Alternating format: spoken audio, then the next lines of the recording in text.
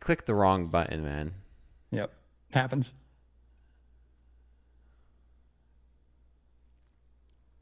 Dude, this guy's... wrong button. Okay, here we go.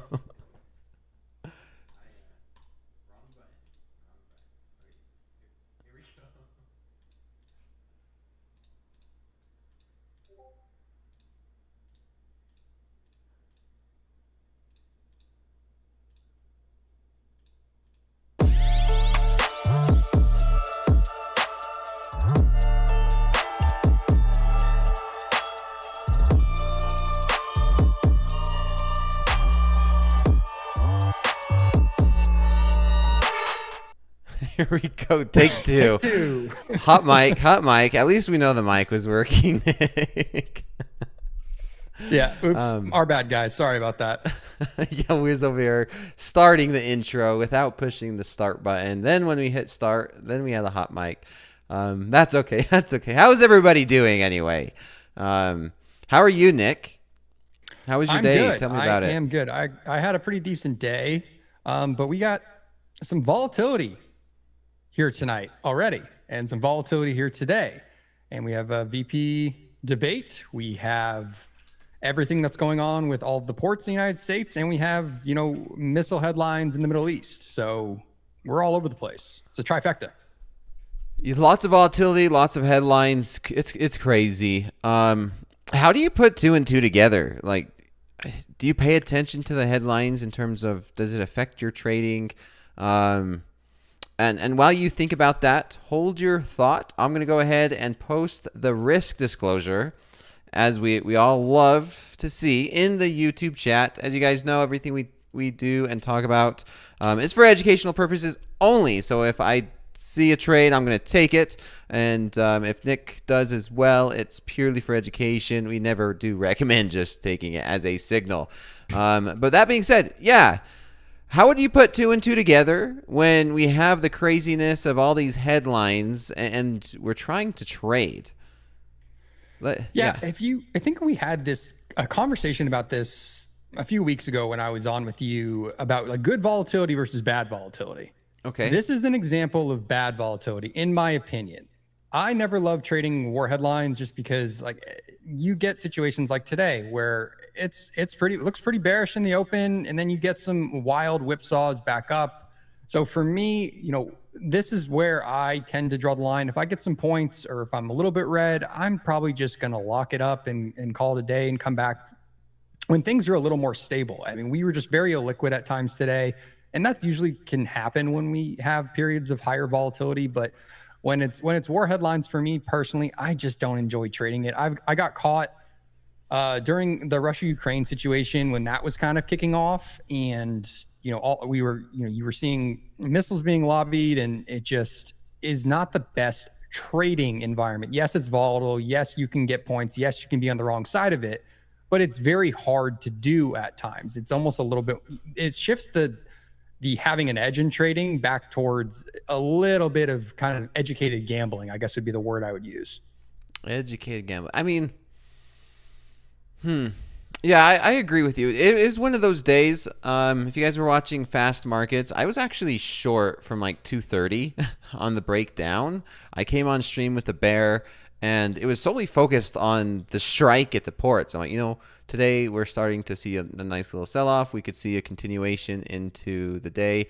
And, if things start to get worse, we can see maybe a negative 2%, maybe even a negative 3% day here in the markets. I got short 230. I covered for like 30 points at 200. And I remember that.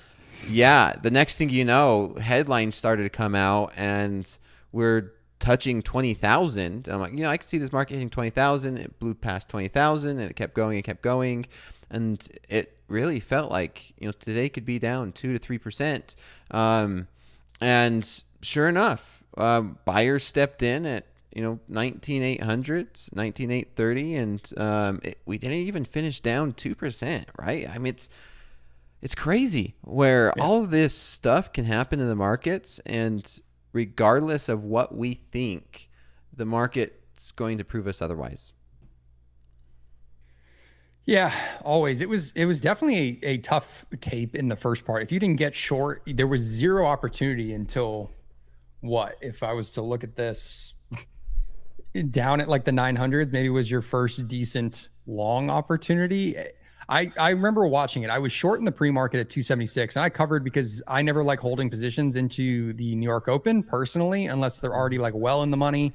But since we were just kind of chopping around, I think that like 280s to 260s level on the NASDAQ, I chose to kind of flatten and just was planning to watch the open. And we just melted down. And I was wanted to continue to get short since that was kind of my initial bias going into the at least the early part of the session, but there was zero opportunity. There was no passive rebid. We were just melting through, MGI levels, volume levels, and just kind of finally found a bottom, at least in the early part of the session around that 900 spot. So it was a tough trade. I think you easily could have gotten caught with, buying the initial dip very early, and you had been paid for that for weeks and weeks and weeks, and we just haven't had this kind of violent flush, I would say, since early August. So tough trade. If you had been buying the dips, it definitely came later, but a good reminder for people. It's just, don't be the first person to catch a knife. I know we didn't quite have the Middle East headlines in the early part of the session. Most of it was probably the weakness, like you were saying, from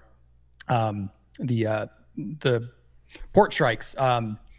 But sometimes if you can kind of wait, you see passive buyers stepping in and actually trying to push us back up, then you can join along with them, because that would have worked in the different parts of the early part of the session.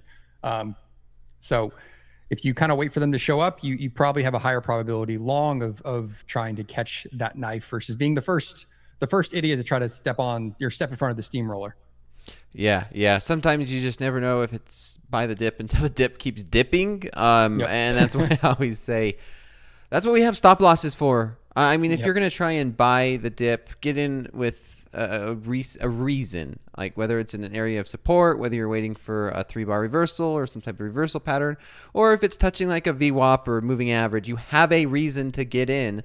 But then you also have your reason when the trade's invalid and you're getting stopped out, which is so much better than an alternative, and that's letting it keep going to a daily loss. I mean, the daily loss is there to protect you. I will always recommend, if you do have an XFA or a combine, use a daily loss. I mean, Topstep doesn't have one because, that's the flexibility that Topstep does now offer. I still put one on. I mean, regardless, I'm happy with a $3,000 losing day compared to what the alternative is, and that's blowing an account. And stuff does happen. That's also the beautiful thing, Nick, about a prop firm is when you do make a mistake, it's not expensive compared to doing it in your own personal live account. Exactly. And so how did you finish the day? I know you took a good trade in the live account when you started, but what did you kind of finish at?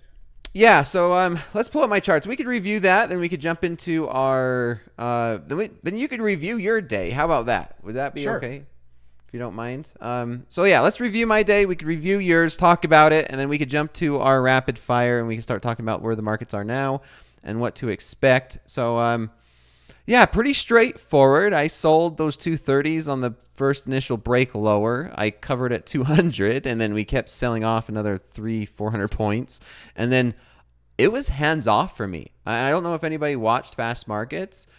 I did not take a single trade the entire sell-off. Nothing was set up. I had some traders message me like, hey, look, Dakota, there's a 3-bar reversal. I'm like, I didn't take that one. These headlines, I mean, whenever you get headlines like this, you kind of throw technicals out the window sometimes. And then we kept selling off. We got another 3-bar reversal. Sold off, another one. And then finally, the London close, things start to settle down just a little bit. We got another major 3-bar reversal, and this one was at a major support. We did get to when the Fed cut the rates by 0.5. We got down there. This was a key level. This is a key zone when we had that other major sell-off from 20,066. We sold all the way off. That was the place to buy it. Well, sure enough, we had even a more dramatic sell-off. We got down there. We got the 3-bar reversal. I got into a very small size where I got in long. I think it was like 860. My stop loss was below it. I covered. I didn't hold it this entire way. I'll have to rewatch fast markets to see where it was. And then I didn't trade. I waited. And then, right going into the last power hour, like 30 minutes before power hour, we rallied up. This was a beautiful pullback. And I shorted 250 and then I added to it at 275. So I was looking for this candle rejection to reject again. And sure enough, it did. I was looking for the market to pull back towards 20,000 and I covered near the end of power hour right at 20,000. And believe it or not, I finished up $25,000 in my funded accounts. 25,000. One of them was a mistake. Well, no, I can't say that. I can't say it was a mistake because I had an order I put on overnight, Nick, for my slow markets class. I don't even think I put it in for slow markets. I think it was after I put an order on for my XFAs to short the market if we did break down. And I forgot about it. It had a stop loss, but I didn't put a take profit on it because if we broke down, I was like, okay, I would see where it goes. And yeah, it was great profits. The full 25,000 wasn't on the XFAs. A big portion of it was the live account. So yeah, it worked out really well. What's that? I said only Coach Dakota could accidentally make like $12,000. Well, here's the thing, Nick, is when you do the analysis the night before and you just put orders out there based off of good technical analysis, when those levels break, it will work. Like that's the thing. Your risk is defined. And it's just, it's happened before, but sometimes the results is a loss. And I have a loss sometimes. Just last night we set up a trade. Yeah, trade gets triggered in, and maybe it gets triggered in during the London session, and you wake up and it's a loser, right? $400-$500 loss. Sometimes you wake up and it's a nice winner. This one was one of those where it was just a very extreme move, and yeah, sometimes you could get lucky and hit a home run trying to hit a base hit. And you're one of the best at that, as far as having a technical level, having an idea from the overnight session, letting the limit order kind of work, knowing your risk, and just not necessarily having to sit there and stare at screens, for hours and hours and hours. Like this is something I'm also trying to get better at, which is truly just letting my stops play out, letting the trade thesis kind of work itself. Even if this is the old debate of, at what point do you move a stop to break even versus just letting the trade play the way it's supposed to play out. I've noticed a lot of, and this is something I've always struggled with, and I've gotten to the point where it's helped me. This is why I love slow markets the most, and I'm starting to see a lot more people kind of move that way. I was on last Wednesday with David Green, and he was even starting to take overnight trades, and I'm starting to see other people that I talk to and work with do it, and then I started to see people on social media trade slow markets and overnight trades. And I'm like, wow, this is a beautiful thing where traders are now starting to see how much of an opportunity this can be and how much these markets can move overnight, where people were stuck in this very narrow tunnel vision of New York session, only trade the New York session. That's when the most volatile time is. That's where you make money. And I'm like, that's absurd, because it's a lot more calm and relaxing to trade slow markets sometimes, where you don't have to get your heart racing, get your adrenaline going, overmanage a trade, place a trade, and let it just work out and not have to stress so much. And it gives you the time to think. It gives you the time to properly manage your risk. Where's my stop loss going? Where's my take profit going? And then, just let the trade work out rather than trying to do all of that in the matter of seconds. You seen that play out this morning when the market was selling off.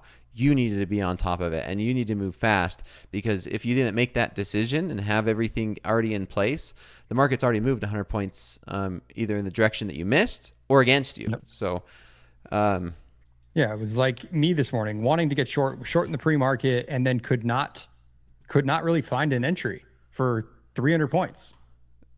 Like missing the whole thing and just watching like deer in headlights. Just thank God I did that in theory versus trying to potentially, scoop up a long. But, if you I guess you just have to kind of make that decision. And at least I'm mature enough in my trading to know this is a fast moving tape. I want to get short. I'm not seeing a great opportunity to get short. And I'm also not going to just close my eyes and sell it because I know buyers can step in at any time. So, I made that decision.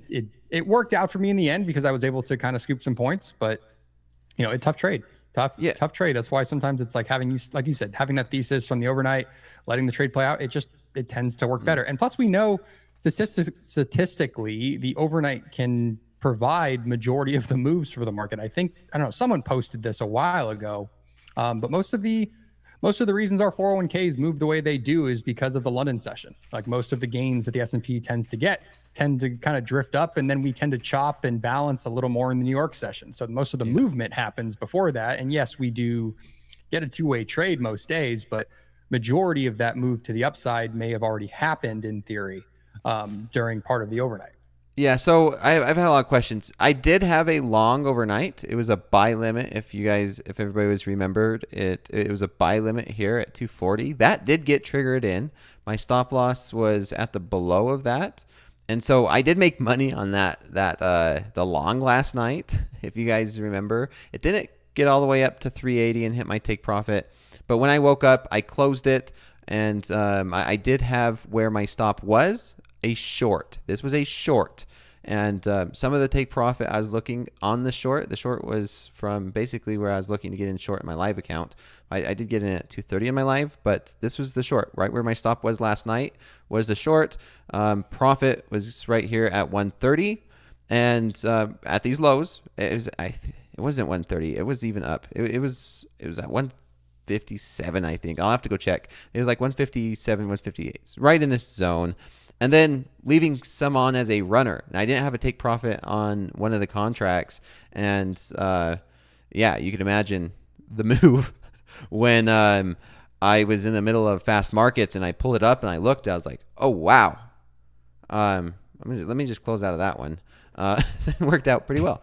But what do you see? What do you see going in tonight? Let's go ahead and do our rapid fire. If you want to go ahead, and I'm going to switch to your charts and take it away. Start us if you want to review any of your trades today or where we're at tonight or what you're looking at. Most of my trades were kind of scalps long off the lows and then a very quick short off kind of that 20,100 level that I think we were talking about on fast markets a little bit. So caught a quick short there, did not hold it because I thought it was very possible we could be, trying to find a bottom, and eventually we did. Took another scalp long, but let me jump to a 1 hour so we can actually review kind of where we are now, where we were Sunday, and kind of see where we may go next and where we might find, additional buyers if we get more weakness, and if we were to rotate back into value, where it would make sense to potentially continue to try to buy this. So obviously we had that large flush. We basically lost majority of last week's range during kind of the initial push down. That's basically where we're at right now is, 19,960-ish on the NASDAQ. Was pretty much the lows of last week, if you guys recall. So, kind of a decision point zone, but where we bounced, if you were to zoom out and kind of do what I do a lot of the time, which is, find the low volume node, find the spot where you definitely could find a rebid opportunity. And if you were to be looking at this from a zoomed out perspective and you see this low volume edge here around, what is this, 19,820s? It's pretty much the low of today. So, and there was no volume there going back when we, look at this on the 1 hour time frame. Makes a lot of sense if you've been kind of following at least, my Sunday show or some of the basic principles of volume profile, which is we do not spend a ton of time trading at price points that are in low volume edges or low volume nodes. And so naturally you could find a passive bid or we could completely melt through it. So it usually tends to be decision spots for the market. And it's a spot that you could in theory find a passive bid. I wouldn't necessarily want to short into one. If we were already making a move down, you'd kind of want to clear it and then kind of continue to ride it a little bit lower. But that's pretty much what we did. We bounced right off that 820 spot. And what you said, we rotated almost 200 points higher, right? 20,060. Yep. Yeah. So it was a very good long opportunity. This is what we talk about sometimes on Sundays with my show, is it's important to zoom out and kind of have an idea of, where volume's trading on the longer time frame versus, I think a lot of the time as day traders and trading with Topstep and, really only being able to hold positions from 5 p.m. Central till 3 p.m. Central, you kind of lose track of, where we're trading in the longer time frame trends, or where volume is on, a week by week basis. So it could have provided a nice long opportunity there. But like I said, with us kind of being at the lows of last week, it really is going to act as kind of a pivot going forward, at least into tomorrow's session, where, if we're below this, 960s, it's very possible we go retest that low at 820 again. Or do we rotate back to value, go find, kind of that rebid spot in, like Dakota was saying, that 130s to 150s kind of area, that kind of the bottom of that older balance that we were in for most of last week and part of this week. On ES, it's a little different. I could pull that up too, but that's kind of the read that I'm seeing right now. We are continuing to kind of chop around in Globex. We've had a pretty wide range so far for Globex, almost 100 points, maybe a little less than that. Yeah, it's a little bit wide. It's wider than normal. Obviously, because we have a lot going on, right? We have the VP debate, and then we have all the crazy headline news, and then the strike that maybe we could even talk more about later after we do the rapid fire and talk about these markets.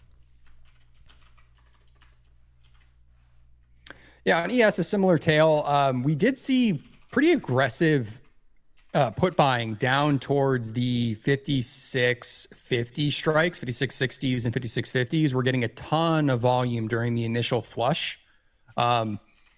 And where that would have pretty much taken us to would have been, what is this? This Hoag's weekly click off low. Yeah, sometimes he's right on par with his levels. I will say that. This purple line down here. I was just actually thinking of that. I know it's a big round number, but the logic is the options activity that I've seen to start this week also would support that being a temporary bottom for the short term. Just being all of that put buying that we saw today. As I said, some of that was 0 DTE, some of that was longer time frame as well. So if you were to continue to see, risk off activity and rotations into more defensive names and to, everything that's going on in the Middle East, it would make sense that we could naturally rotate a little bit lower if we do get continued weakness into tomorrow's session. And where you might find passive buyers again is going to be a defense at that option wall down toward 5,700, which would be roughly that 56.60s to 56.50 SPX level that we were talking about with all of the options activity. So if I was looking to, short, from 57.60s to, I guess that would be my target. If I was, getting short or looking for kind of the full rotation that we may get to the downside, if we were to get any weakness tomorrow, that's where I'd probably be looking to potentially cover if we get another move like we did today. We are starting to sell off a little bit in the NASDAQ. Is there any more news? I'm trying to continue to be watching Financial Juice or usually the chat tells me before I find it out. I'm one of those guys who gets the news last. I like to watch the market, and you can kind of tell when something's happening. Let's see. I'm not seeing anything. I was trying to sign into an account, and I'm horrible with remembering my passwords. Of course you are, man. And I'm over here trying to type in what's this password? Nope. Then I finally guessed it, and it says, sorry, you. I try and change it, and then it says, sorry, you can't use it. You just changed it 5 days ago. I'm oh my gosh, I can't use no password. So I'm struggling with passwords on my side. You're good. I can answer a question in the chat too. Neil wants to know what do you guys mean when we say cover? So cover can mean, closing out a portion of your position that you're entered in, maybe moving to runners or going completely flat. At a big option level like that, 5,700, I would most likely be either 100% down to runner, like a single runner, and just be looking maybe for one final flush below a specific level to kind of cover that final runner. So literally close it out for profit.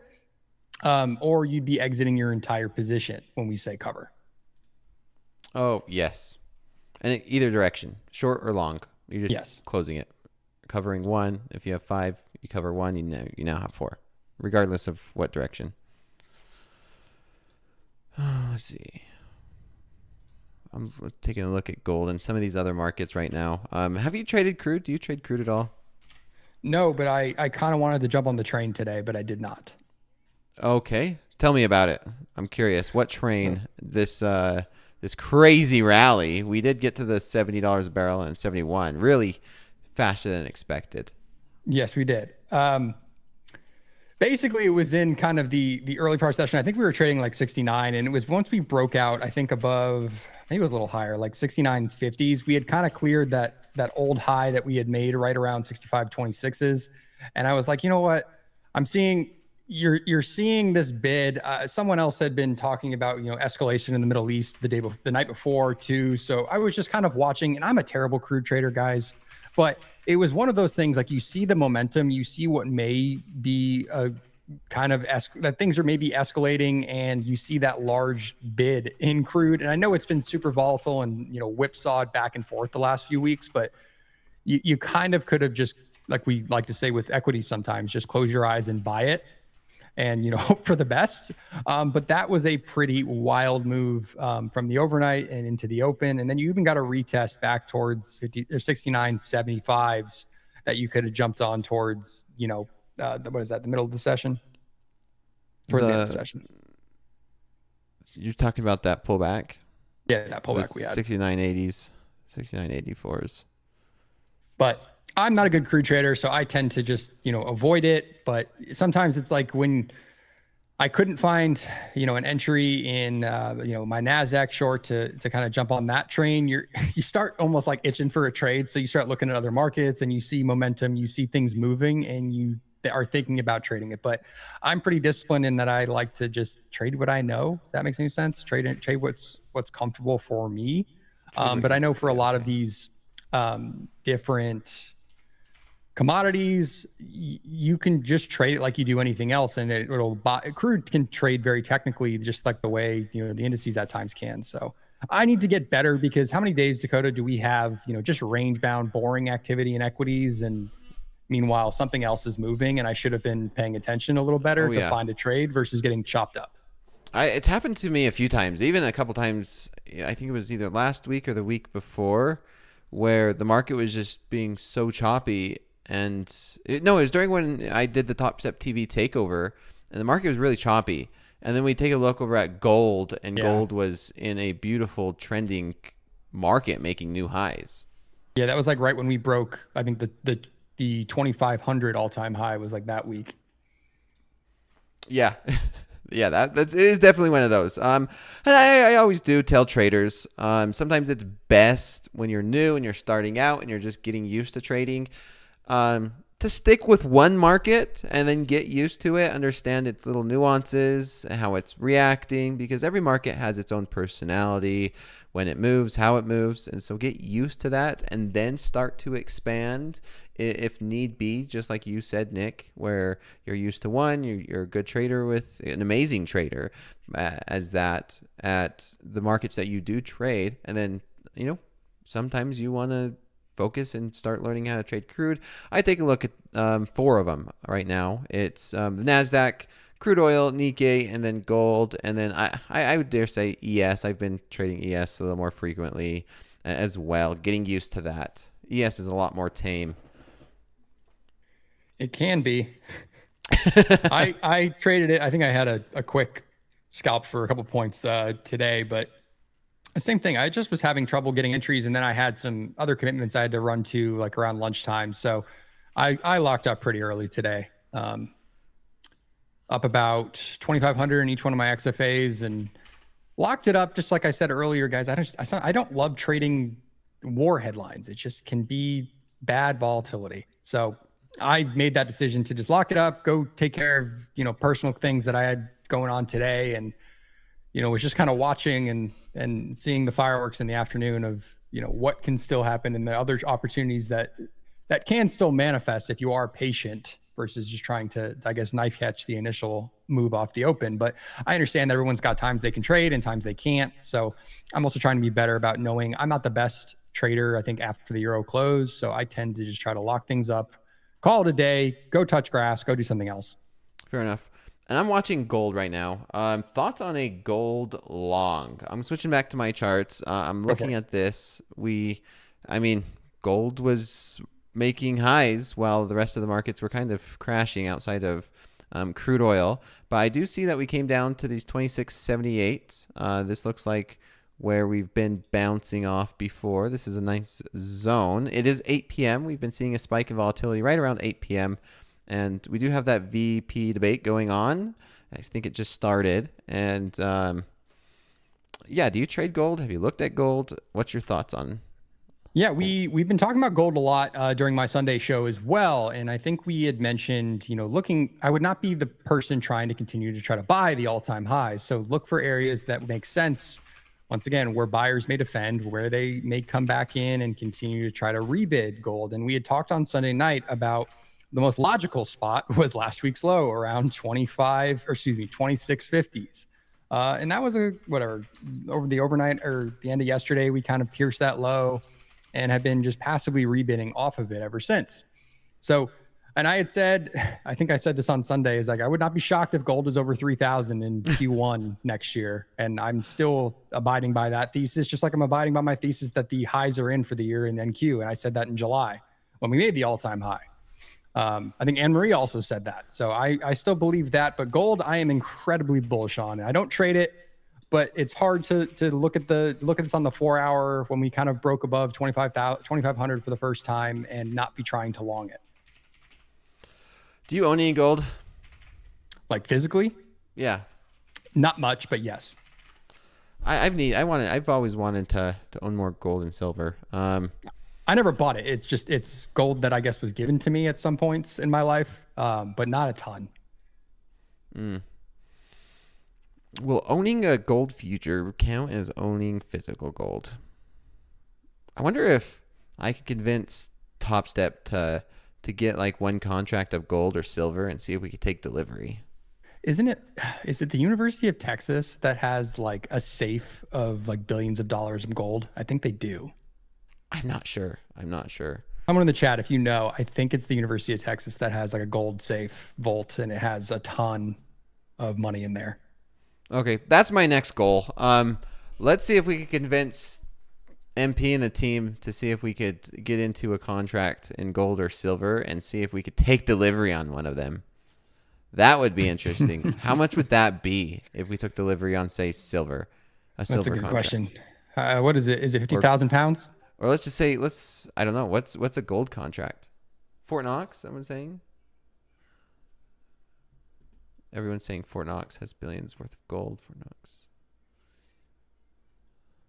All right, we gotta Google that now. We'll have to find out what if we do. Is it 1,000 ounces for one contract? I thought it was like 50. Maybe it is 100 ounces. Caesar, 100 ounces. It says 100 ounces. Come on, we're taking our Series 3. We need to know that, Nick. But I don't remember what the notional value, like what the actual contract is truly worth. I thought it was a lot more than 100 Yeah, ounces. someone's saying 100 ounces. That's why I thought silver is probably a huge one. Yeah, silver is 5,000 ounces. That makes sense because it's $25 per tick, and a tick is a penny on silver. And then gold, it's a tick is of course a penny on or 10 cents on gold, and 100 ounces makes sense. All right, I'm Googling that. And then how are we the next question is, how do we convince MP to do that? Yes, so it is the University of Texas, and they have a depository there that apparently has north of 700 million in gold reserves. Oh, wow. Could be more. That seems low. I feel like I've been told more than that. See, another one says $1 billion, so who knows? But yes, they do. $1 billion, that's a lot. Okay, well, there's my goal. There's my new goal. Within the next year, let's see if we can get MP or Topstep to take delivery on either a futures contract or a silver contract. That would be pretty dang cool. Maybe we could even convince them to send it to us somehow. Like, hey, instead of a pin and a hat, send an ounce of gold. Am I just being greedy, Nick? I mean, it's a good idea. Next payout is going to be in gold bars. pay me in gold. Yeah, pay Dakota's next $100,000 payout. It needs to be paid in gold bars, just for fun. Come on. Hey, that would be something. We could video that. I'm Can we do it? Gold Can bar. we do it? I don't know how much the actual bar, how many ounces are in it. Someone's saying I look orange. Let me adjust that. You do look a little orange. I'm colorblind, Nick. I've been saying that. I'm using this keeps coming up. I keep forgetting. Excuse. I can't use that as an excuse now anymore. I think I've used its limit. It's like you have one of those things and you have like so many uses of that. There we go. You can buy gold bars at Costco, Lean Long Hogs, NQ. So I think silver futures is 5,000 ounces, right? That sounds familiar. Yeah, I think it's 5,000 ounces. I seen it. Yeah, 5,000 ounces. 5,000 ounces of silver. What's SI trading at right now? SI's trading at $31 an ounce. Silver's been rallying just along with gold. Yeah, so 31. Yeah, I mean that's a lot cheaper than a gold contract delivery. 5,000 ounces. Interesting. Could always just take delivery of 40,000 pounds of lean hogs or something. I don't think I would eat that much. I'd be okay with a delivery of one contract of silver. It's 155K. Okay. Yeah, 155K in silver. That's close to the payout. That's right where my live account is, to be honest. That's tempting, Nick. That's tempting. How does the taxes work on that? I don't know. That'd be a good question. How would the taxes be if you take a delivery contract and be like, yeah, just send me a contract of silver? I don't know. Now I am going to be spending the rest of my evening looking into that. Coach DBA down a rabbit hole this evening, not sleeping. 2 a.m. You're gonna catch me on D's show at the London session. So guys. And then I'm gonna say, hey, did you know that you could do this? Let's go ahead and get a lawyer and talk to some of these clearing firms to take delivery of 5,000 ounces of silver. Oh man, that'd be pretty heavy. And what would one do with so much silver and gold? But I think now I'm getting pretty dang sidetracked. These markets are so much slower than I expected tonight. I was thinking that we could see a lot more volatility. I'm not seeing much. We we're just kind of range bound here in the NASDAQ, and I'm not seeing too much of anything. I will say this. I do not see any trades tonight in slow markets, and I'm not inclined to get into any trades tonight because of the headline risk. And to me, it's a lot better just to stay out rather than risk anything. We do have unemployment change tomorrow morning. We have more Fed speaking. And above all of that, there's a lot going on when it comes in terms of the strike and the headline risk of war. Thoughts on all of that, Nick? I don't see any news outside. Let's see. Yeah, outside of the potential headline risk, it's basically a very light day. We do have the ADP employment change and a bunch of Fed speakers, and then D's favorite, the crude oil inventories, which not necessarily could matter tomorrow, but could be extra volatile for us all. If you're trading crude, just given what's going on, and all of the USO call buying I saw today too. Pretty much like a 1-year high as far as the volume of USO call options that were purchased today.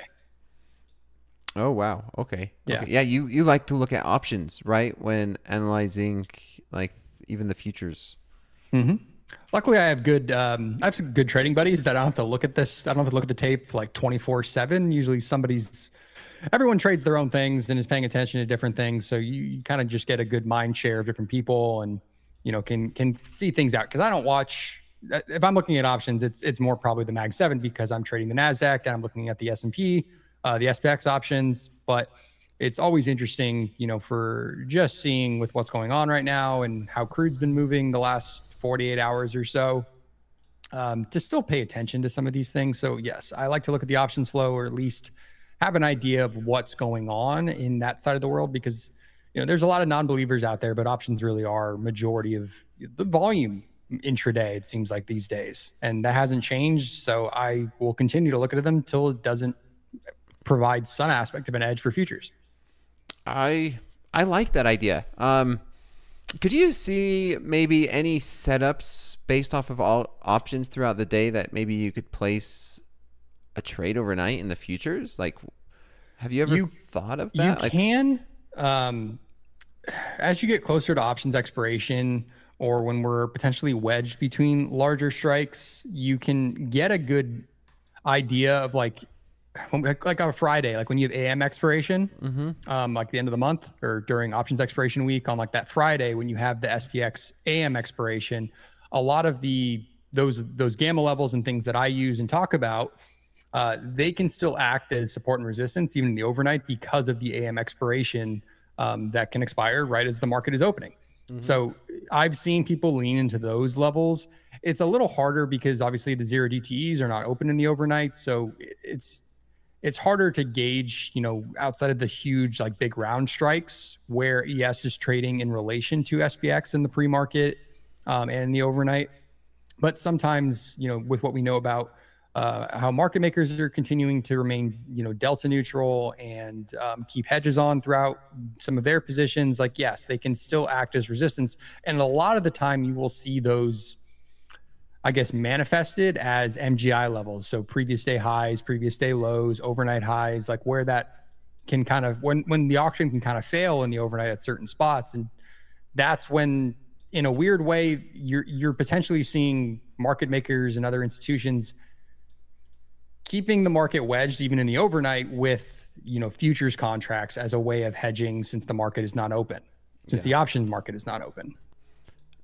Interesting. Yeah, I've always thought about that. I've never based anything, but since I have you on here on Tuesdays, maybe we could look more in depth on that.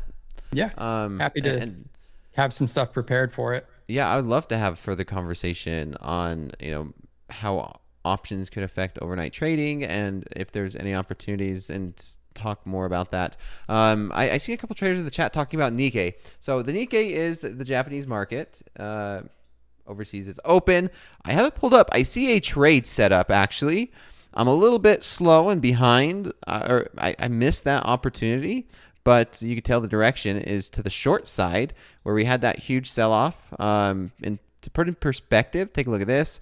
We had 2 1/3, and at its lowest, about 2.6% of a sell-off here on Nikkei. So that was a major move on the Nikkei. So 2.6, and then during the afternoon, during that late bounce, is almost a 1.5% bounce, and then here we are again tonight. So it looks like tonight, while we've been talking, Nikkei rallied almost 1%. And now we completely sold right back down. We're down, 0.75% over the past, it looks like 20-30 minutes. And so what I am seeing on the Nikkei is this could possibly be a double top. This is officially a lower high. You can see this lower high matches up with this pivot. And so I'm going to be watching this, because if we start to break, Nikkei could start to sell off and gain steam. And the next level I see could possibly be, I could see maybe us testing 37,800 and then maybe even 37,500s. So, just like the NASDAQ, we could see big moves in the Japanese market. And I know Dee has been trading this more often lately, so I'm curious to see what her opinion is on it.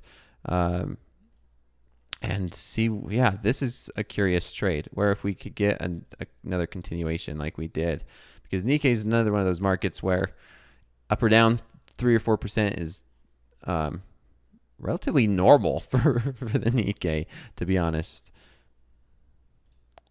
I don't think you trade Nikkei very much, right, Nick?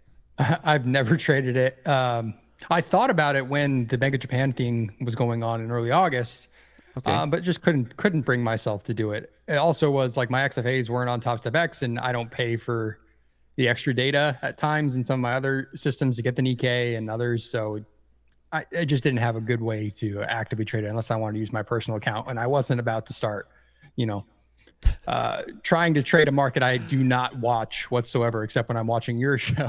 100%. I agree wholeheartedly. Do not try and trade something you're not used to.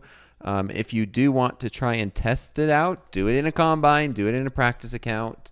I even suggest, I mean, before I even started trading the Nikkei more, it took me 3 months to get used to it until I felt comfortable trading it in a live account. And I was practicing in a combine account, and there's maybe even something to be said that you want to try a new market, maybe even consider starting a combine. I did that with Nikkei, where it's like, okay, I'm going to start a combine. I'm going to only trade this market. And then if I pass with that combine, great. Now I could get funded with that. I'm going to be trading this, say, for example, this Nikkei with now an XFA. And yeah, let's see how it works. Like that was my process, just doing it in a small account, doing it with very little risk. I mean, you can't argue with $150 for practicing a new market and then the ability to get funded and get paid for testing out that market. So I was happy with the way it evolved, and now it's been one of those that I've stuck with for over a year now. Wow. So you've been trading the Nikkei as long as I've known you. Yeah, it's really been a year. Holy cow. It's October. It's October already. Time goes by so fast. Yeah, about a year ago is when I really kind of leaned into trading with Topstep, trading, you know, futures full time, and really kind of taking a real at bat at it versus kind of doing it casually to make passive income and, you know, kind of kill time as I was looking for my next, role at a big tech company. And it just kind of worked its way out. I just made the decision to finally lean in, I guess, the way I've been doing it for the last year. And it's crazy looking at like a rolling 12 months of how I started and where I am now. It's so crazy. Came a very, very long way in a short period of time. I mean, it's a beautiful thing. And that goes to say, or it goes without saying, I don't know what the right way to say it is. It's a marathon, not a sprint. You don't know how many times I see traders all the time saying, I just got my first payout. Great. Love it. You know, very excited, very happy, bright-eyed, bushy-tail. Been trading for a week, 2 weeks, 3 weeks, maybe. I'm like, great. Keep doing what you're doing. Do not change. Do not get greedy. Do not scale your size based off of 2 or 3 weeks. Stay consistent. Stay doing exactly what you have been doing. And then after months, not just days, not just weeks, months, then you could look to scale. And too many times I see traders get too excited and too greedy. They scale too far, too fast. And then when they do run into a drawdown, the drawdown's bigger than what they could handle. And I went through my own drawdown over the summer. I know you go through your drawdowns, but you know, you want to make sure that the drawdown is big enough that you can handle, that the markets transition, and say the markets are crappy and you're struggling with it. Then as the markets start to be, you know, more consistent and better for your strategy, and then you can start making money. And that's what it is. Sometimes it doesn't matter. It matters who's left, not what's that saying? It doesn't matter. Trying to think of that saying where it matters more of like who's left. Is that right, Nick? I don't know what I'm trying to say here. I don't know where you're going with that one. I don't know where I'm going with that either. It matters like as long as you have your account and you have the ability to trade for tomorrow. Is like, and sometimes that's it. I'm Googling it. It's one of those sayings that's at the tip of my tongue. Last man standing. It matters more of who's left. And yeah. Someone says, if I size down, how can I be like my GOAT, PW? I heard he traded good today. So shout out to him. It sounds like he made a big trade. Or am I wrong? Did I read? Maybe it was someone else. I'm sure someone caught the short in the 250s. Oh, Like I'm wrote it sure. I'm excited for tomorrow. tomorrow's statistics. Yeah, it's tomorrow's daily. Yeah, I'm sure What do you there's call it? The some yesterday's bests, and the XFAs I'm sure are absurd. I'm sure someone capped out. I would not be shocked. Oh, okay, that's what it was. Okay, well, I was gonna just say I hope he's able to capture some of that and put it in his pocket. Whenever I see anybody, and I don't know if you know this, Nick, is I've been giving shout outs all the time and giving credit where credit's due. And I see traders on social media, I see, traders on YouTube, and they're putting in the work. And whenever I see someone trade and have a good day, I like to see that. That's what I love to see. Regardless of my opinion of anybody, when you see good trading, you have to respect it. But and I was just going to say, like, I hope they were able to, lock in some of that profit and put it in some of their money. But it looks like it was just a demo account. So that's unfortunate. Well, I'm sure somebody caught it. I'm sure someone made a ton of money today. I'm sure a lot of people did. And I'm sure there were a lot of people that wish they did not trade today too. Drawdowns are never fun. And you went through one this summer. I did too. I was struggling, I think, slightly before your drawdown period, because I finally got on the right side of the market as we were hitting like 7 days straight of all-time highs, and finally caught a very nice short that, made me very happy even when we were continuing to kind of, drift higher. But the market finally rolled over when I had been trying to short the all-time high for like 2 weeks straight, which is never a good idea. There's always somebody somewhere that wishes they didn't trade. Trust me. I think we're going to find that out tomorrow as well. We love celebrating the winners, and there's just as many people who struggled as well. But I love shoulder tap. I love seeing how traders are doing. It's outstanding, some of the traders that I've seen here, Nick, that I would have never thought. I'm like, wow, they traded really, really good for the way the market was being very choppy. Yeah, there was the one guy who like carved it for like 25 grand or something last week. And it was like Dolby's favorite type of day. Like we had like maybe a 100-point range in the NASDAQ, and someone made like 25 grand on it. And I was like, how? That's amazing to be that, sniper-like with your executions. Yeah, man. Sometimes you do get lucky. Just as like this, it runs your stop to the tick. Sometimes it hits your profit to the tick too. Yep. Shoulder tap is your favorite segment? Oh, it is. Unless it's you that they're talking about for sleeping through your alarm clock during inflation data. I had yeah, that was bad. But I think I only got it was like probably a couple days straight that I think I was getting shoulder tapped. It was when I had my first live account last October, and I treated it like a casino, and Mick let me know that I was doing that. Oh, love it. Love Mick. And it's like that tough love that we definitely 100% need that. Keep us in check. That's why that's one of the things I do love about Topstep, and just like it gives you that risk management. Who sometimes we just get ahead of ourselves. We get caught up in emotion. We don't realize we're trading bad, and man, there they are. It's an advantage, right? It's not just here's an account, here's the risk parameters, just go wild at it, and then we just let you like implode.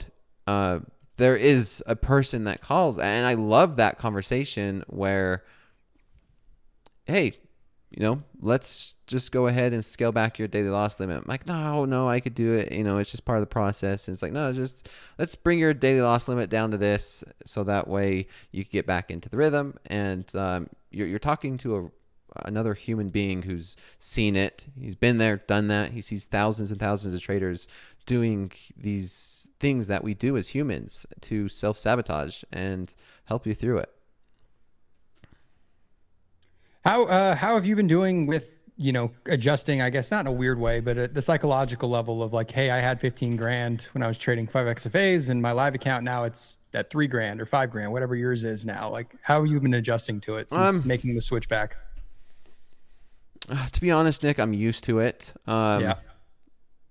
That's all I gotta say. I mean, it's an experience where I've done it before, and it's process over profits. Process over profits. I'm liking along here on the Nasdaq, Nick, real quick. I'll be able to answer that question a little bit better. I'm looking at this as maybe a flagging pattern. There's a lot of resistance here at 63, 64, and then we're making these higher lows. And so I could see us, if we do break out, maybe getting to 80s. That's a possibility. It's hard to get myself to get into this because of all the news, but I can't be affected. This is a breakout trade. I'm going to do this in micros. Make sure I'm in micros here. 100% make sure I have a stop loss. It's process over profits. Someone's saying, is this a triple top? Well, it's not a triple top if we break out, right? And I'm playing for this as a breakout trade. It's a triple top if we reverse and sell off. Then, yeah, it's easy to go back and say, yeah, it's a triple top. This is what I like to see. This is a decision zone. This is definitely a decision zone, support or resistance. Will this be resistance and we sell off? Yeah, there's a chance. If we do break through, I could see us getting to, these 80s. And I like to take the probability on this trade.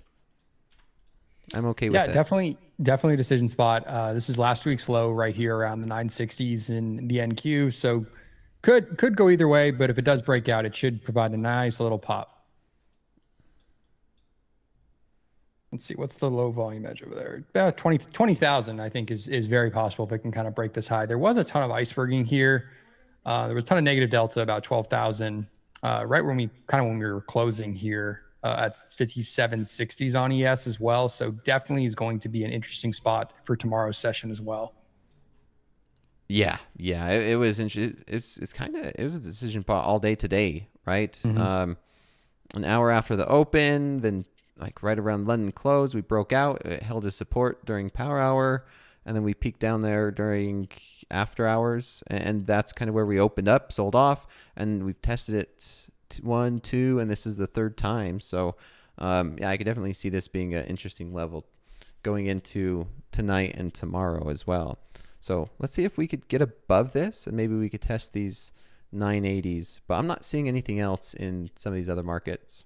It is the micros, guys. So it's I'm in 2 micros, looking at it as process over profits. I'm risking $87 to make like 78, and then maybe leave one on as a runner. So take that as you will. Sometimes that's why I wish people will just start talking about, instead of dollar amounts, ticks or points, right? Because the same process that you make, say, $100 is the same process you can make 1,000. And it's just a matter of math. Simple. Risking 88 ticks to make 77 with the option to leave one on as a runner, which I'm going to do that. I'm going to leave one on as a runner. Let's see what happens here. It always makes me nervous in a market like this. Yeah, the spread's getting a little bit better. It was like 2.5 points right when we were kind of coming on, and now it's about a 1 to 1.25.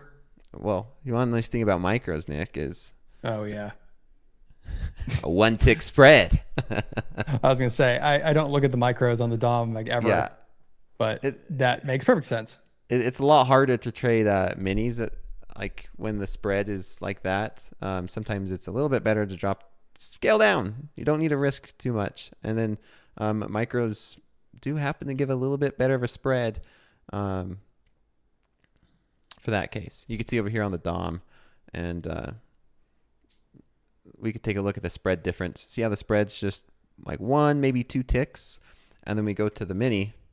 Let's go to the mini, and yeah, the spreads is dramatic. Sometimes, and I think you were even here with us on a Tuesday where the spread was like 5 points on the mini. But we are popping here. Let's see if you can get your run. Yeah, let me zoom in for a minute. Let me zoom into the 1 minute. We're getting that nice little break. I want to see I mean, this Asian session high is 85, 80, right around 85, 86. Let's see if we could get any continuation through. Usually the first minute is where I worry the most. I like to see about 3 to 4 candlesticks on a breakout, 3 to 4 minutes to find any follow through. We're not seeing it right now. I'm not liking that. So this is one where I might consider a time stop. Do you ever trade with a time stop, Nick? I do. Usually it's just like, I think you said this too. If I'm expecting a move and we've kind of consolidated for a little bit and I entered the trade and it's just not moving, I'd rather get out and just kind of wait, reset a little bit, reset my mental a little bit, if that makes any sense, and then potentially re-enter, even if it's a few points lower or higher or whatever, if the trade is still valid. So yeah, if we don't get the move, especially the way I trade and scalp the NASDAQ, sometimes it's like I kind of want it to go like right here, right now. Yeah. Time stops can be very nice. I need to get better at using them. Sometimes when I view trader statistics, it's kind of the same, where traders who hold on to trades longer than they should tend to be losses. Those are the traders where I'd recommend a stop loss or a time stop, where it's like, hey, every trade that goes beyond 10 minutes, you're losing a lot of money. So maybe if it gets to the 10-minute mark, maybe just cut it off. Because you could always put the trade back on. Like you said, it's cheaper. And I always say this as well. It's cheaper to get out and back in rather than hold it thinking it might turn around, because the cost of commissions is cheaper than that. Here we go. Let's see if we could get into these 80s. Yeah, ES is testing that 60 level too.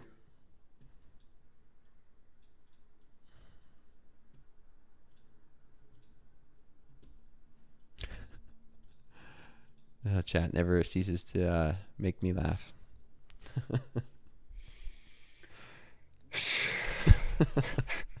They never like cease to amaze me. The internet and chat, just they come up with crazy stuff.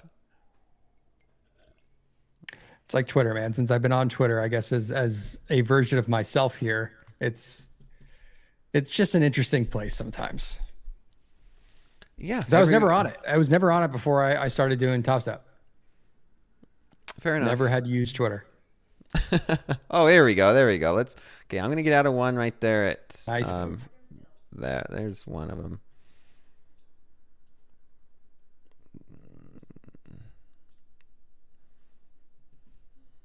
Okay, 85. Let's see if we get above 85, and we could just trail this one as a runner. See if we could get some nice movement. Now, we always wish these were minis when they go in your direction. Let's see if it goes to 20,000. Up 90 ticks, 94 ticks. One more push, and I'm just going to get out. Let's see if we could get it. Nice little hold my beer candle here for everyone who's potentially entered this trade. Here we go. And I'm out. $69. Did you plan that? Market knows what I like. Let's see. Sorry, Daniel. That was a beautiful candle. You mean, and I mean by the long side. That's what I mean, Nick. Yeah, that was a perfect breakout. And Dakota's one of the best at seeing those before they happen and then not being afraid to kind of enter them. It's not my best. I'm just not great at that. I'm still trying to get better. I actually enjoy watching you do it because it gives me a little more confidence to play those breakouts. I guess whatever, there's something still in my mentality, which is, when we get to certain levels like that, I'm like, no, it's probably going to peak above and fail and come back into range. I guess I just tend to lean more towards the market's in balance like 80% of the time. So I'm kind of just expecting it to do that, even though you get these breakouts before it does that most of the time. Yeah, exactly. I mean, probability is that it continues when it breaks. But I mean, there was so much at play on this trade where this movement down, and yeah, I could see this getting up to maybe 20,000, but that's all it was. I'm just taking the first few candlesticks, catching that move, I'm not going to ask for more than, which is fine. Now, if we keep ripping 100 points, then yeah, you always wish you had a runner on. That's how I was today. But you have to be happy with base hits. Don't get upset if the market moves 300 points and you only got 30 points out of it. Like me this morning that I keep referencing to, it's just unrealistic to expect those kind of moves. And we get them periodically, to the upside, to the downside. So try not to get FOMO. I mean, in this, I've caught them, I've missed them 100 times. You know, it's just screen time. It's hard to predict something like that's ever going to happen or be on the right side of it when it does. But I think I've just gotten better about not FOMOing into a portion of the move and just sitting on the sidelines and waiting for things to stabilize a little bit. But yeah, it was tough to sit there today, watch, and not do anything. I will say that today we took a lot of like, do not press a button right now. Yeah. So I know traders ask me this all the time.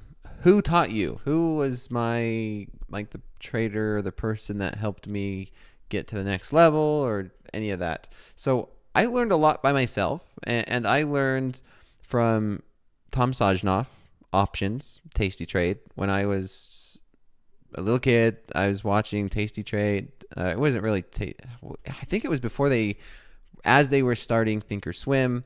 This was early 2000s. Like, this was a long time. I remember as a kid, I'd pull him up on YouTube, and I would just watch him. And I thought it was the coolest thing where they just say, trade small, trade often. They were just looking to get a piece of the move, the bulk of the meat, sort of say, I mean, that's all they were doing. And it was a beautiful thing. And I learned how to trade options through them and trade through them and understanding it. And then as I became better and consistent, a guy named Sean in Utah taught me how to do more of a scalping in futures. And it was funny. He was a really great trader, and it was kind of a similar concept. We go through and we can measure all of these moves. We can measure and say, okay, in a perfect world, we could catch the top and the bottom of these moves. But we don't live in a perfect world, and it's very unrealistic and unnatural for us to expect to catch a piece of the top and the bottom. So what we want to do is we take 20% off the top, and then we take, say, 20% off the bottom. And that we should be perfectly happy and even ecstatic about just catching the piece that's in the middle. So catching 60% of the move, you should be completely happy with. Like, that is a home run hit, is to expect just the average. We want to get average. We want to be an average, consistent trader. And that's what we're looking for. And so, this was kind of it, where if we take about 20% off the top and 20% off the bottom, and then we could say, well, what was left? Well, right here in the middle, which is what we should be happy with. And that's about what I caught. So don't need to expect more. We don't need to expect less. Just be average. That's really what you need to be, is be average, be consistent, and be happy with the profits. Darcy, yes. Yep. Darcy knows who that guy is. It's an old prop for my I was actually doing coaching. If you believe that or not. Yeah, when I turned 18. Yep, no such thing as a perfect trade. I caught not that long, too happy with it. Locking up for the night. Oh, wow. Great work, Flyer Jim. Flyer Jim saying, locking it up for the night and tomorrow with plus $670 on micros and a copper mini. So you're done for the day, Flyer. So you could go nice. Rest and enjoy tomorrow. That's beautiful. I don't think I've ever locked it up for the night during slow markets. I mean, I have. No, that's probably not true, because I definitely probably still tried to take a trade or two, but I have had majority of my profits be from the overnight and then didn't do a whole lot during RTH. Mm-hmm. I'm the same. Sometimes I'll make a lot of money or like a lot of a profit from the overnight trades, and then I give back a lot of it when I try to trade the New York session. I'm like, what did I just do? It's like, well, I've got more drawdown, and I can, on my daily loss limit, I can keep I know. It's like, well, I got a nice buffer to work with, and then it's gone. Oops. I know Mick hates that when traders do it, where they make money and then they're flat, and the next thing they know they're trading and they give it back. And that's why we always say give back. Don't give back profits, right? If you are going to keep trading, set a limit, right? So I don't think I've ever been flat on the day. Let's say like up 5 figures, like let's call it 10 grand. And then continue to take another trade. I don't think I've ever done that. Like I'm already up like a very nice day, and then I'm like, hey, I'm gonna keep trading this. I've done it and I do it. I still do it. Just following the process. But sometimes I give some of it back and it sucks. I know Mick says, keep half, right? Or keep a percentage that you're gonna be happy with no matter what. And yeah, I've done it before as well. And sometimes it grows it a little bit, and sometimes, like you said, you give some back or all of it. Would you ever consider this, Nick? Would you ever consider locking yourself out before even trading? Like, say it's a non-farm payroll, and say it's like a rollover, and you're just like, I shouldn't trade today. You lock yourself out to keep you from trading, because sometimes I do that and I think about that as well. It's like, I shouldn't trade tomorrow. It's Friday, it's rollover, it's options expiry. It's a bad idea for me to trade. But then I'm on TopstepTV and I'm watching the markets, and when I'm watching the markets, I see an opportunity, I take it, and I end up losing. And I'm like, I told myself I wasn't going to trade, but here I am, I placed some trades and I've lost money. I am considering doing that sometimes, to just lock myself out of my live account before the day even starts. Just to say, I shouldn't trade tomorrow. It's going to be a bad day. Maybe Pal's speaking. Maybe there's some crazy news or something happening. Lock yourself out before even placing a trade. I think that is something that I'm considering with these Topstep accounts. It's a very good idea. I mean, I don't think without like the actual lockout feature, like future Nick is going to hate past Nick like the next morning when if he's still watching the markets, because that's my problem. If I had truly like something else to occupy my time, I would definitely respect the decision. But since I don't, would definitely be still guilty of watching, like you said, like watching Pal's speech, trying to potentially look at a trade before then. It would be very difficult for me in, I guess, my current situation. I mean, I'm good enough and smart enough and know myself enough to like not trade it. But if the accounts are open, if the screens are on, if I'm watching it, that itch to do it is going to be there if I have not placed a trade during that session whatsoever. So if I'm still at 0 trades for the day, I still think I will be itching to place a trade. If I've taken a trade, win or lose, that's a different story. And if I was, mentally like, hey, I think I'm done for the day, it's only Powell left and I'm not going to, risk any more at this point. But it's truly like the weird mental thing of like, even if I'm at a 0 balance, or if I was up 100, down 100, that's a little different. But if I truly had not pressed a button that day, that's what would get me the itch to finally do it, to take a shot. I'm the same sometimes. Especially when there's market volatility. I mean, you can't do that in your personal accounts. I can't do that in my personal accounts, because that's something I run into. I've conquered that in my personal accounts, but on these Topstep accounts, that when I'm on TopstepTV and I'm coaching and I'm helping, I'm in front of the charts anyway, and so it's more like, here's a valid trade setup.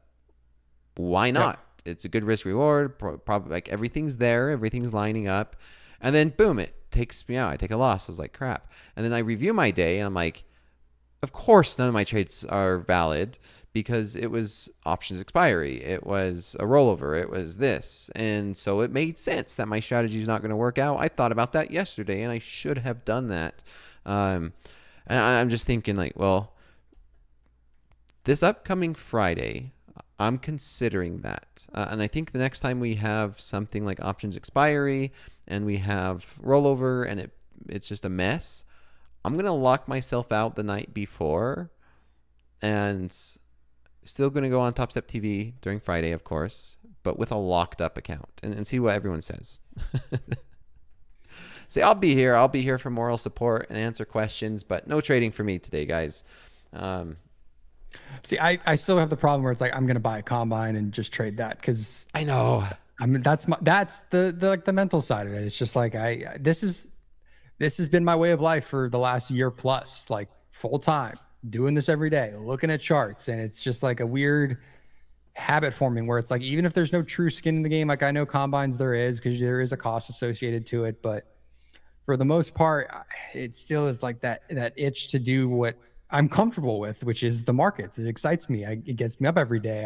I enjoy it. I have thrown, thrown myself in it from a different career to kind of really trying to master portions of this. And I'm still trying to always learn every single day. So it would be very difficult for me to truly 100% sit on the sidelines without doing something, pressing the button at least once in the day, whether it's I bought, a zero DTE or something, or I traded a combine, or I, traded one of my Topstep accounts. Like I feel like I would have to do something, press the button at least once.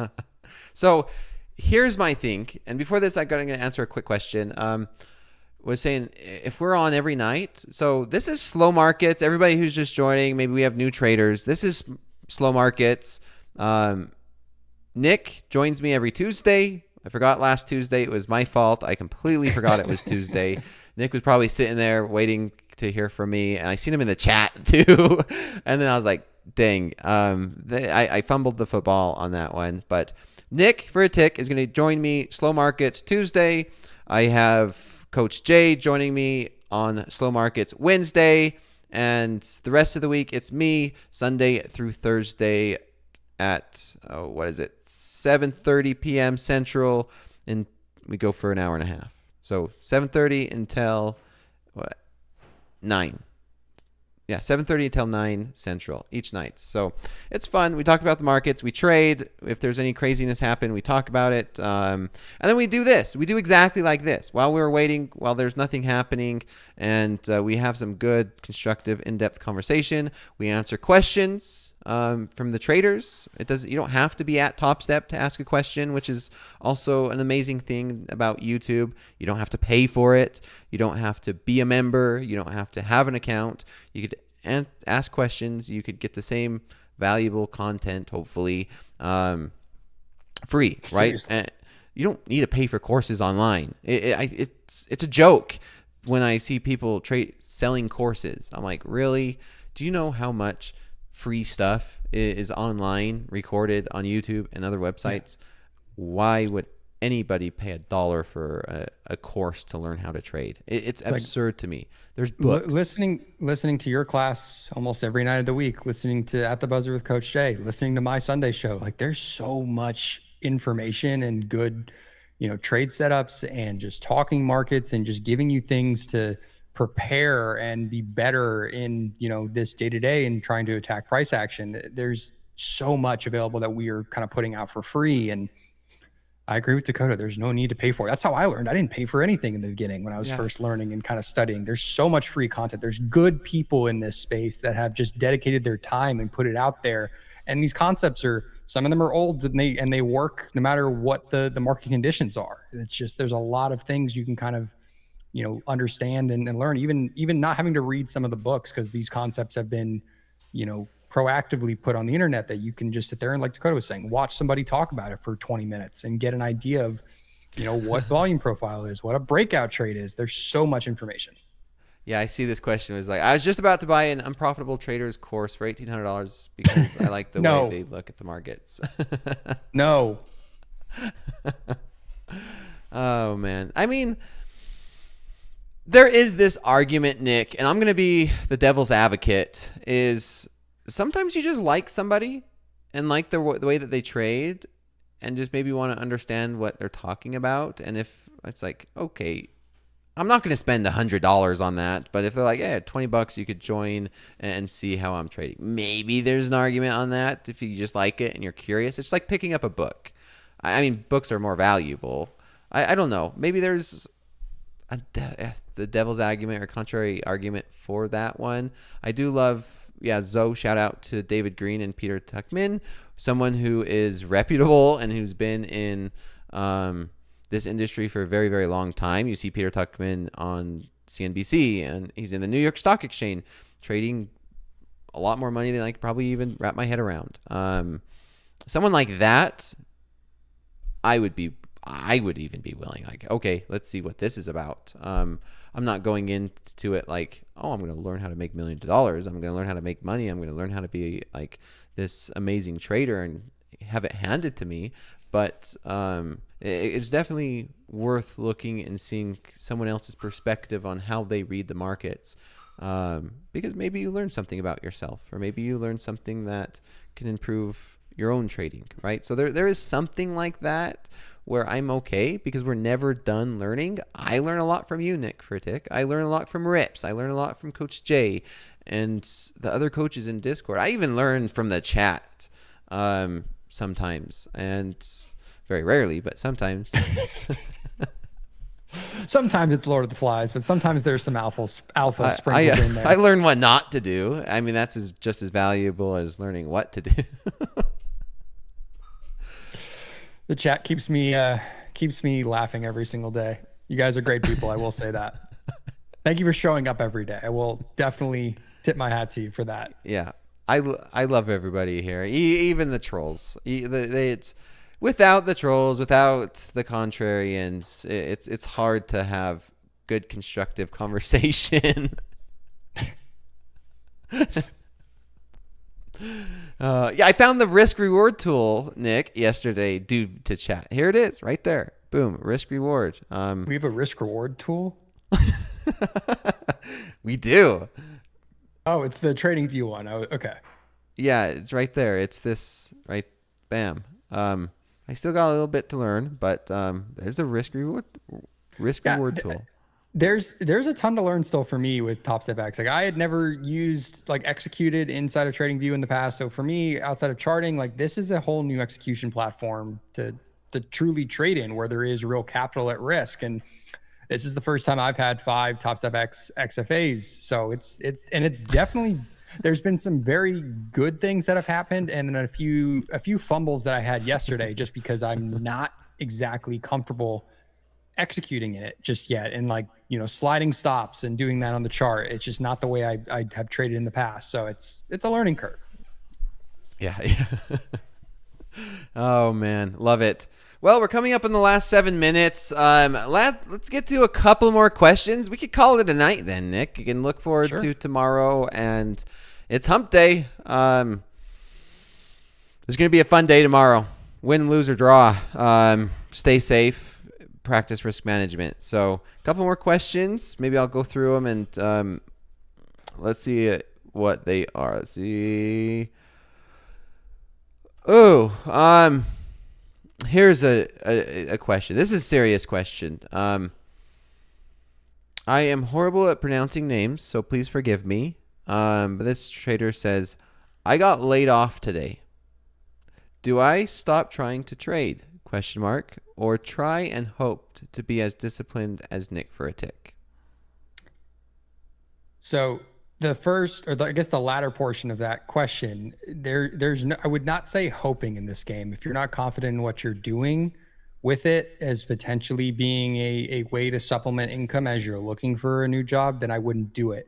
I moved truly off of my personal accounts, and I'm talking everything, because when I got laid off, what is it now? It's like March of 2023. So it's been a while now for me. But I was like meticulously looking at, you know, what my cost of living was, like what my monthly expenses were. And so I decided real quick, Nick, just so for everybody in the chat, because we have a lot of viewers from around the world, laid off is the same as losing your job. So losing your job. And so that's what this is all referencing for. Yes. Is this trader lost his job, asking, do I stop trading? And so Nick went through something as a very similar experience. So sorry, Nick, go ahead. No, you're good. So the logic was I kind of reviewed, what did I need to survive? Because I knew I was going to have to obviously live off savings for a little while. And I chose to not take any sort of capital risk in my investment accounts, my personal accounts, and my futures trading. And that's kind of when I started dabbling with Topstep. I didn't really dive in the way I am now, or even what I was kind of in Q4 of last year, but I was just trying to weigh, like, trading futures and trading on Topstep at the time when I was still looking for a job before I decided career change is inevitable.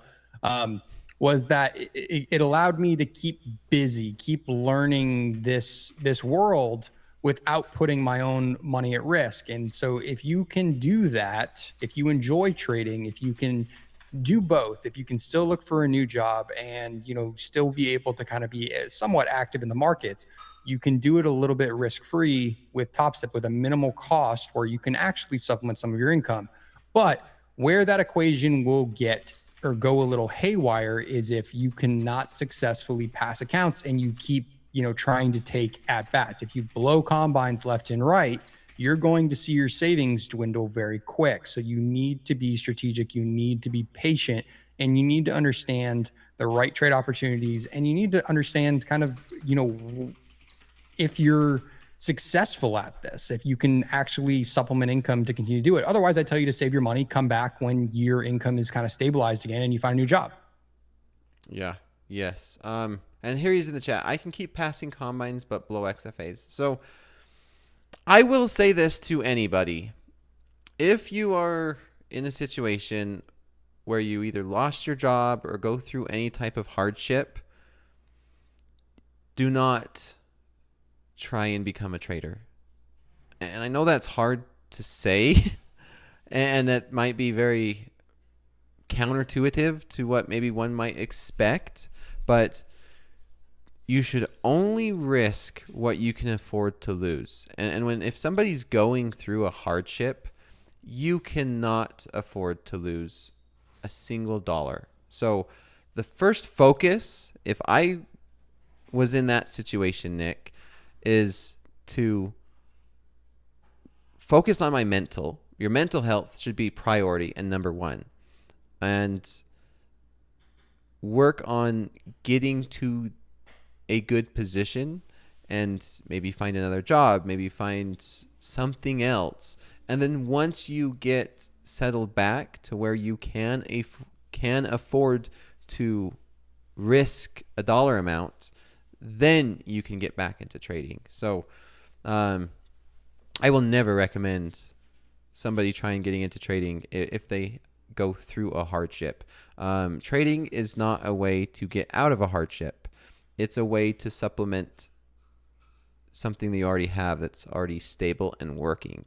And I should preface what I said too by saying it took me a good 6 months before I felt any way, shape, or form comfortable in supplementing.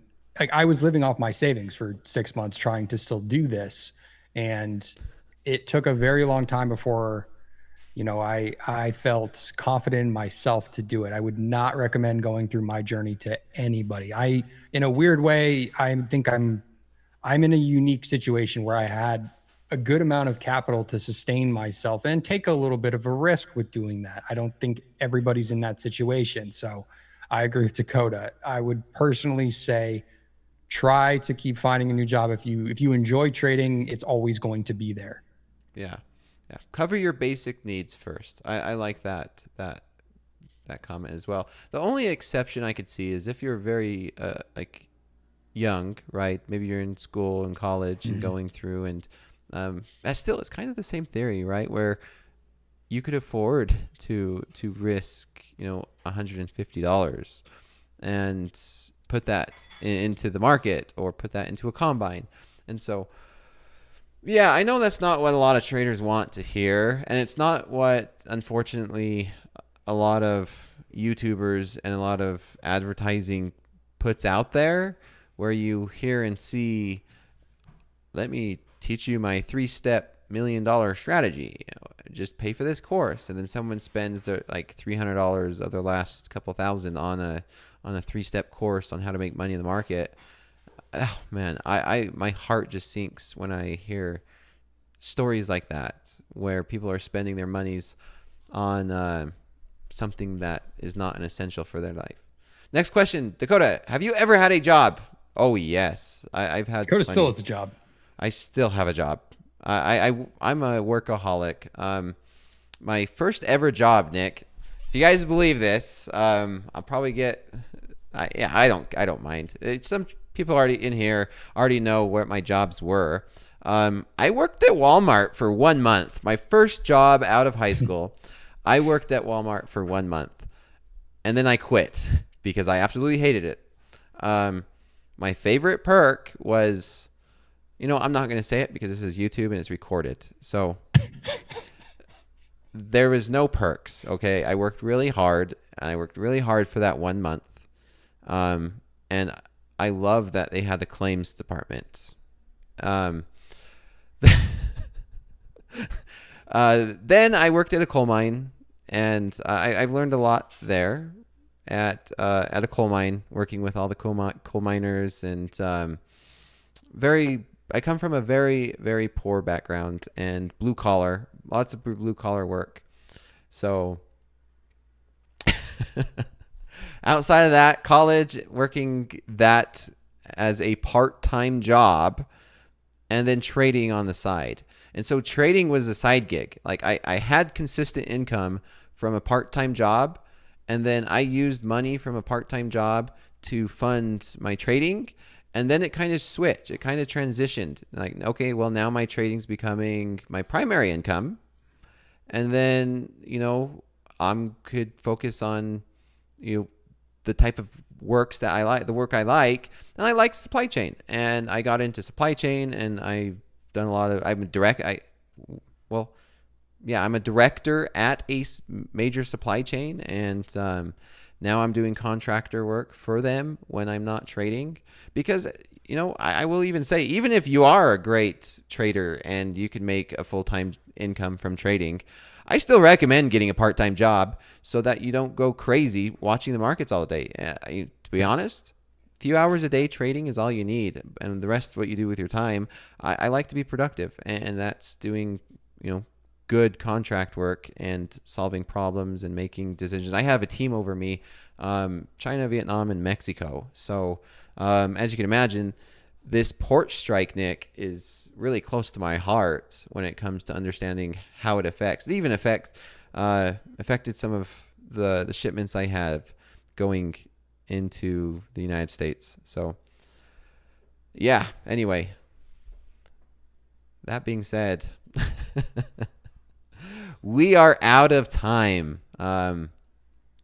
Any last words or comments on all of that fun stuff?